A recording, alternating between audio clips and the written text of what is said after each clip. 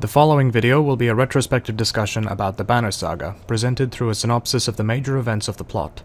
The Banner Saga is a tactical role-playing game developed by Stoic Studios, a trio of developers formerly from BioWare, and is the first of a projected series of 3. The video contains spoilers regarding the game's narrative, several of the choices in the game, as well as the game's ending. The gameplay in the background was all recorded on normal difficulty, and contains footage of the caravan view, some battles, some dialogue, and some random events. Thanks for tuning in, and I hope you enjoy what you hear. The Banner Saga is a tactical turn-based RPG set in a land inspired by Viking mythology and which takes place during the end of the world. That's not an exaggeration. The game's opening credit roll states that the gods are either dead or have abandoned the mortal world, and that the sun has stopped in the sky. The opening moments of the game encapsulate its key draws, the strength of its narrative, its artistic style, and its unique combat system. However, these draws are also the game's primary limitations. The game takes place in only 4 real camera scenes: dialogue, the caravan view, the town and camp view, and the battle screen. The dialogue is text only, and the characters are painfully static when they stand and talk, expressing very little by way of emotion aside from an idle flick of the hair or a fiddle with their weapons. The battles are all nauseatingly repetitive, and once you've fought one battle, you've essentially fought them all from a mechanical perspective. I'm going to go ahead and say this: the game has a lot to sell but very little to give. The same things that make it stand apart also hold it back because they aren't pushed to their full potential. I'll say more about this as we go along and touch on the relevant topics, but for now we'll focus on the narrative before anything else.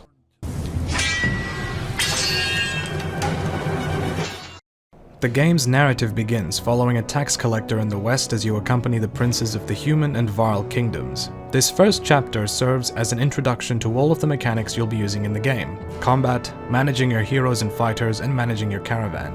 The humans and Varl are 2 of the ostensibly good races in the game, alongside the Dredge, who are the main antagonists, and the Horseborn and other creatures who aren't seen, but are mentioned in the world map. After helping the governor clean up the town via a series of quick brawls that introduce the combat system, you meet up with the human and Varl princes, Ludin and Vognir respectively, and decide to accompany them to their destination as part of a diplomatic tour. It's to the game's credit that the combat and caravan tutorials are appropriately concise, though there are a few elements of both that are left out. For example, the horn at the top of the screen during battles can be used to replenish a character's willpower if you've successfully killed enemies during the current battle. This isn't explained during the combat tutorial. You're also shown how to level up your characters, but the 6 statistics aren't given any explanation. The combat system is fairly unique though. All of your characters have 2 values: strength and armor. Strength functions as a character's hit points as well as the amount of alpha damage they can deal. Armor mitigates damage in a simple subtraction. Attacker's strength minus defender's armor equals damage dealt. This puts a unique spin on combat, as lowering an enemy's armor means they're more vulnerable to damage later, though dealing hit point damage makes them less of a threat immediately at the cost of less effective attacks. This does take the random element out of combat though, and it means that matches are no longer decided on the basis of pure strength, but on positioning as well. It lends a much more tactical aspect to the turn-based combat that wouldn't be there if hit point damage was randomized. And although there are items that affect damage dealt, armor, and willpower, they don't detract from the cerebral nature of map control and gradual movement. At this point, the game's first real issue arises. Beginning in medias res means that a lot of basic information isn't conveyed to the player, and what little information you are given is delivered via text, which reads down at the bottom of the screen. This is in direct conflict with the amount of effort that's been put into designing, presenting, and animating the characters. Why put so much effort into information I'm not going to see, or even worse, have it compete for focus with potentially plot-relevant information elsewhere? There's also the issue of pacing. The start of the game is front-loaded with information, so that when it comes out that Vognir is dead at the end of the first chapter, a lot of people are going to be confused as to who he is. He's the prince of the Varl and a member of the royal family. It's also worth saying at this point that Varl are not born. They were created by the god Hadderborg when he combined humans and oxen together. This means that a death in the royal family of the Varl is an almost irreparable blow for the monarchy as a whole. However, this information isn't available to the player at the time, and the simple discovery of his death is a twist that falls flat because we don't have all the information to contextualize it. The game chooses to deny or to allow comprehension of things because this is how tension is built. It's implied that Vognir was killed by a Dredge, a stone humanoid belonging to a race which once terrorized the settlements of human and Varl alike. The fact that they've come south causes some concern to the characters, and causes them alarm, but none of them really articulate that alarm at this point. This is then used to link to the next chapter, which explores the Dredge invasion more thoroughly. Chapter 2 switches the focus from the trade caravan in the west to a small village to the east, centering on the village of Skogar and the hunter Rook and his daughter Alette in what is one of the most hilarious cuts I've ever seen. This chapter serves to test the combat mechanics you learned previously. Humans are much squishier than Varl, while the dredge hit just as hard as ever. You're tasked with evacuating the town in a quick series of battles which serve to explain 2 points. Firstly, major characters can die. Eagle can be killed permanently here if you mess things up, and there's no way to get him back aside from save scumming. Secondly, the battles are all the same. Regardless of who you're fighting or how many of them there are, the battles are all the same. You're going to appreciate this once you've fought about 5 of them in the space of a half hour, and they will grate on you for the rest of the game. Once you've evacuated the village, you and your townspeople make a run to Frostvellir, which is the only large fortified town close by. The trip from Skogar to Frostvellir is another test, this time of the player's ability to manage a caravan. The caravan consists of clansmen, fighters, and Varl if you have any. All of these people consume supplies, which is shown as a number which indicate how many days' worth you have available. If you run out of supplies, people starve and morale goes down. Morale also goes down if you've been force marching your people for a long time, and low morale means you suffer a willpower penalty during the next battles. You have the option to stop the caravan and rest, but that consumes a day's worth of supplies for no movement, while improving morale somewhat. Supplies are acquired by spending renown, the same resource you use to level up your heroes and buy passive items. This is an amazingly clever mechanic that ties the effectiveness of your heroes to the well-being of your people implicitly. By spending renown on your heroes, you make the choice to invest in them rather than have the means to keep your people fed. But by spending too much renown on your people, your heroes will be on the back foot. It's not uncommon for people to starve on their way to Frostvellir, but this is because the players don't fully understand the mechanics at play. While this is an accurate representation of Rook's situation as the head of the caravan, it's also interesting to have the player attempt to find these things out on their own. On the way out of the village, there's a scene where the chief's wife gives the player responsibility for the village's banner, an embroidered cloth that tells the story of the village's families over the years. This is the banner part of the Banner Saga, the idea that your villagers rally to the banner as a source of hope and as a symbol of direction. The scene is also used to characterize the chief's wife, in a scene that really shows the strength of the game's writing as far as characterization and character agency is concerned. The chief's wife, Oddleaf, gives you the banner because she knows her people will not follow a woman, so she makes the hard choice for the good of the village even though it pains her. It's moments like these that set the Banner Saga apart from other titles, in that it deals with complicated issues with a deftness that shows both maturity in writing and a sincerity that's really quite rare in games. It's interesting then that there's no meaningful way to interact with the banner itself. Given the weight that's been put on this piece of red fabric, it's strange that it doesn't record anything of the history of the caravan's evacuation, their exodus across the map and the wastes, the battles you've fought, or even the people who have died. The banner is a living record of history, similar to the way in which the Bayeux Tapestry tells the story of the Norman invasion of England. It's woven, literally, with the stories of your people and those other refugees who accompany you. In that way, it becomes less the story of your village, but also the record of the survival of people during the ostensible end of the world. It's history, it's folktale, it's family, and it's untouched. There's no way to look at the banner as a record of your victories or failures, and it has no meaningful presence outside of flying at the head of your caravan. It does, however, form a nice graphical centerpiece in caravan view, showing your people trudging their way across the lonely wilderness from one destination to their next. It's on this note that we make it to Frostvellir, and the chapter ends.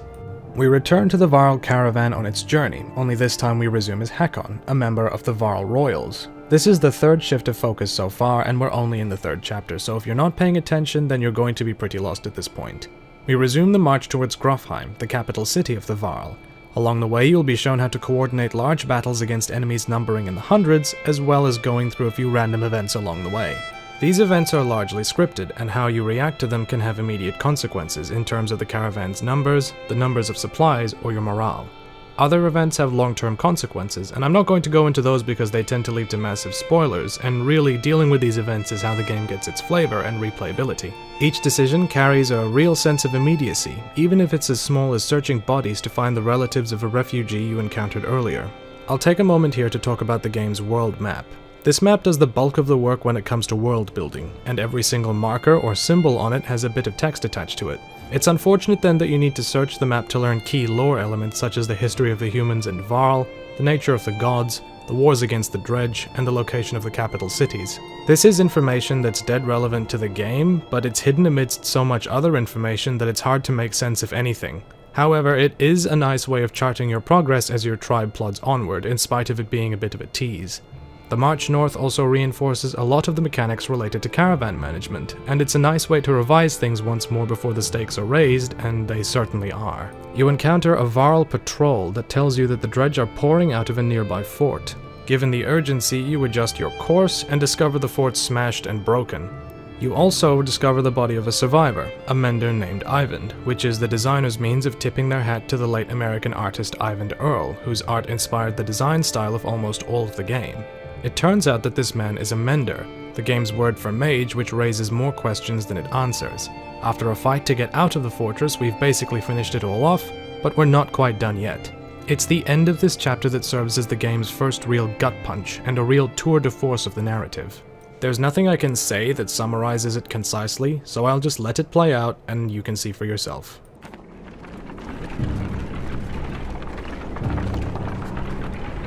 Dread grips me as we approach Grofheim. None of us expected to see a city unscathed, but what we find steals the very breath from my lungs.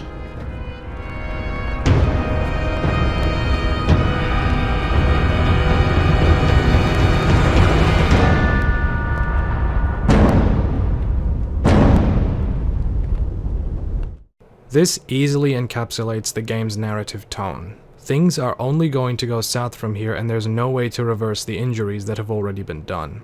The game's designers stated that they wanted to write a mature narrative, on par of that with Game of Thrones or The Black Company, and this utter subversion and dashing of hope does a lot to fulfill that goal, and it's a harsh note upon which this chapter ends. With that wham moment delivered, the focus transitions a final time to Rook's caravan as they make to leave Frostdweller and run for the safety of bigger cities. It's at this point that the caravan mechanics are pushed to their limit. Your supplies will run low and people are very likely to die on the frozen wastes. Additionally, it's here that the game's art really starts to take center stage. Trudging for days across the open wastes mean that the game's backdrops and scenery are all emphasized, and it gives the player the opportunity to see some real progress. It's also interesting that the caravan travels from right to left in this case, which reinforces the idea that you're running from a very real, very tangible threat as opposed to charging into combat. It's just a shame though that this isn't reinforced mechanically. It's possible to stop the caravan in the middle of the wastes and rest for more than 100 days. Your supplies will run out, everyone will die, and you'll lose all of your fighters, but your morale will remain at 100%. This makes absolutely no sense and completely undermines the relationship that was built between the heroes, their followers, and their morale. The Dredge aren't represented as a threat outside of scripted events and encounters, and they do not chase you on the caravan map, which makes no sense given that they get primary billing as the lead antagonists of the game. It's understandable that this was done in order to accommodate differing styles of play, but removing the threat is not an appropriate solution to the problem at hand. It flies in the face of the urgency that characterizes the narrative. It's the end of the world. The gods are dead, the sun has stopped, and the stone men of the north are pouring into the lands of men and Varl. The urgency in the story is not at all reinforced by the mechanics of the game. It means that the story and the mechanics used to tell that story do not mesh together. And that's what I meant when I said that the game has a lot to sell, but little to give. The story is magnificent and original, but it hamstrings itself at every turn because it's not backed up mechanically. Regardless of this, your troop presses on, eventually deciding to head to the Varl fortress of Einartoft when it becomes apparent to the party that Grofheim has been sacked.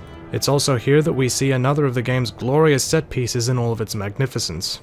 Also, sorry for the choppy frame rate here, OBS video seems to have messed up a little bit.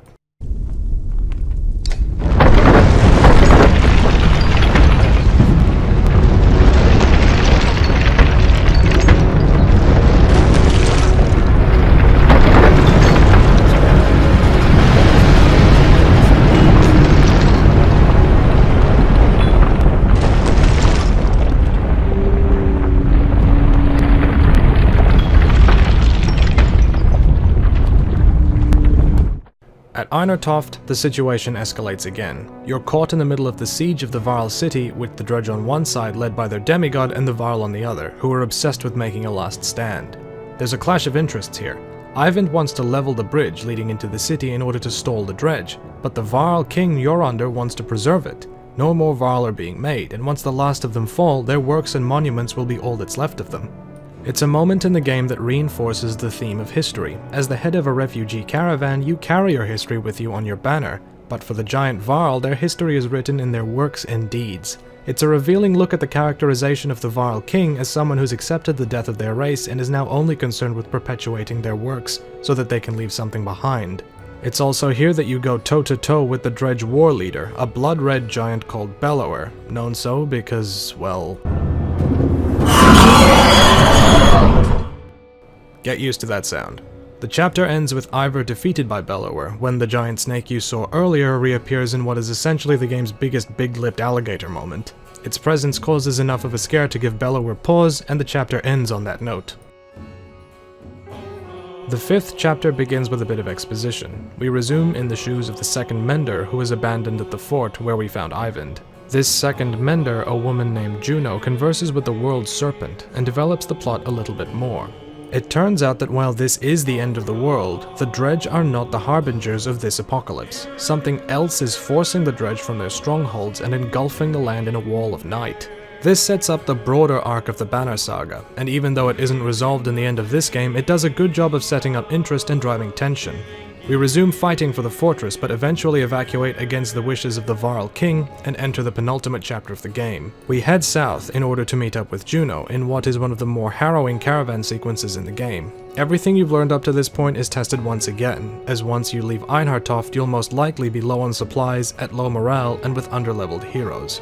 The issue with hero leveling comes from 3 key points: enemy scaling, the use of renown as both a currency and experience counter, as well as the number of heroes. Over the course of the game, you'll meet more than 20 named characters who can be used in combat, while you can only ever deploy a force of 6 on the battle map. Given that enemies scale in deadliness as the game continues, you'll either have a few high-level heroes or have everyone at about the same level at this point of the journey. This means that some characters like Hogan and Mogan, Nid, Krumer, and Gris are rarely used if at all, and instead stay at level 1 for the entire game. An overabundance of characters may lend itself to wider dialogue choices, but in the end it just serves to pollute your pool of fighters. Granted, these characters are all fleshed out with their own dialogues and backstories, but you won't feel as strong of a relationship with them as your core fighters, who are incidentally your main characters in the narrative and those who take up the most dialogue scenes. In spite of this, the game has us press on anyway, moving from destroyed town to town, past the Godstones, and into Sigerholm. When you reach your destination, Juno isn't there, and waiting for her results in the death of clansmen and the loss of supplies. Eventually you move on, heading further south to Boersgard as you retreat from the oncoming Dredge a second time, and upon reaching the besieged city, you've reached the endgame. It's here in the final chapter that the narrative really does seem hopeless. For the first 5 days you'll be running around like a headless chicken trying to keep your people fed and together, building boats to evacuate the city, and making sure the Dredge don't get over the walls. It's a real tour de force of storytelling, where the game's mechanics and its narrative line up perfectly to create a feeling of encroaching dread as the city tears itself apart in fear from the stone men outside the walls. After 5 harrowing days, you reunite with Hakon and the royal party from earlier in the game, and make a stand against the Dredge. Juno has a plan to defeat Bellower, specifically to trick him into thinking he's dying, to shoot the Dredge war leader with a silver arrow to deceive him, and then have your warriors finish him with axe and sword. After forging the arrow, the game lays a crucial decision at your feet. Who's going to shoot the arrow, Rook or Alette? It's a very real choice based off the player's desires to either help Alette actualize herself as a warrior or to help Rook keep his daughter safe. It's a personal choice based on the sensibilities of the player and the desires of both the characters, and it's presented very well. Up until this point, every choice the player has had to make has related to the caravan's well-being and their progress across the map. For the first time in the game, you're given the option to make an entirely personal decision. It's either one or the other, and when Alette tells her father that she's no longer afraid to fight, she might as well be speaking to the player. This is the same girl who was afraid to fight against the Dredge when you evacuated your village, and now she's grown to the point where she wants to stand beside her father in combat and to bring down an immortal. The next day you take to the field to kill the giant and save the city. The boss battle with Bellower can be one of the single worst fights in the game by virtue of its repetitiveness and the fact that the boss has an absolute cheese of an ability. Bellower's roar can stun a character and displaces every member of your party. This means that any ability to control the map can be undone when this red bastard starts screaming. Not only that, but he regenerates armor and health on every one of his turns. This means that at 20 armor and health, he's the single deadliest thing on the map at any given time.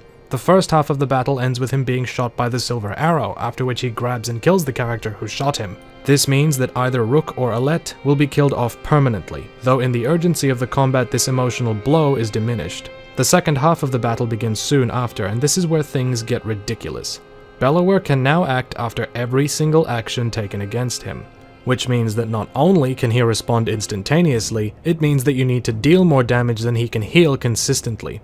Between the other enemies on the field, the giant you're facing, and the fact that you now only have 5 fighters on the map as opposed to your usual 6, this final battle is a monster to fight and a glory to win. During my boss battle, Alette landed the killing blow, which I thought was an awesome way to end the fight.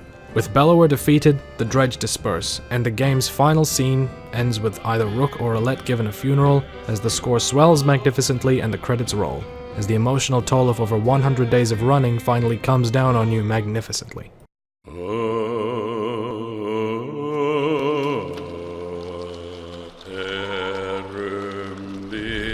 I'm going to say that I like this game, definitively. Between its art, music, and the sense of urgency it creates with its mechanics, it's an absolute masterwork. Stoic Studios have set a high bar when it comes to world building, design, and art direction, and combined with the glorious music of Austin Wintory, it creates much more than a game, but an experience.